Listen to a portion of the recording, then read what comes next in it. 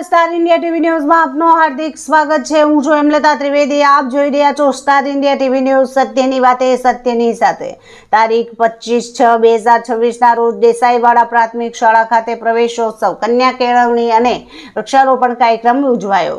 દાહોદ નગરપાલિકા પ્રમુખ મીનાક્ષીબેન નીનામા, કલ્પકુમાર કિશોરી, શાસક પક્ષ નેતા CRC ઝાલદ, શૈલેષભાઈ પંચાલ, SMCના સભ્યો, દાહોદ નગરપાલિકાના ચૂંટાયેલા સભ્ય અહેમદભાઈ ચાંદ, માસુમાબેન ગરબાડાવાળા, અરબાઝભાઈ પરમાર, કિંજલબેન, શાલીન, શાળાના શિક્ષકો, બાળકોના વાલીઓ હાજર રહ્યા હતા। કાર્યક્રમનું સમગ્ર સંચાલન શાળાના વિદ્યાર્થીઓ દ્વારા કરવામાં આવ્યું હતું। આંગણવાડી, બાલવાટિકા અને ધોરણ 1ના પ્રવેશ મેળવેલ બાળકોને દફતર, ચોકલેટ અને અભ્યાસ સામગ્રી આપી પ્રોત્સાહિત કરવામાં આવ્યા હતા। સાથે સાથે શાળાના ધોરણ 3 થી 8માં પ્રથમ નંબર મેળવેલ વિદ્યાર્થીઓ, 100% હાજરી ધરાવનાર વિદ્યાર્થીઓ, CET, NMMS, જ્ઞાન સાધના જેવી પરીક્ષાઓમાં પાસ થનારા અને મેરિટમાં આવેલ વિદ્યાર્થીઓ અને 2025-26માં સ્પર્ધાઓમાં વિશેષ સિદ્ધિ મેળવનાર વિદ્યાર્થીઓનું ઉપસ્થિત મહેમાનો દ્વારા પ્રમાણપત્ર અને ઇનામ આપી સન્માન કરવામાં આવ્યું હતું।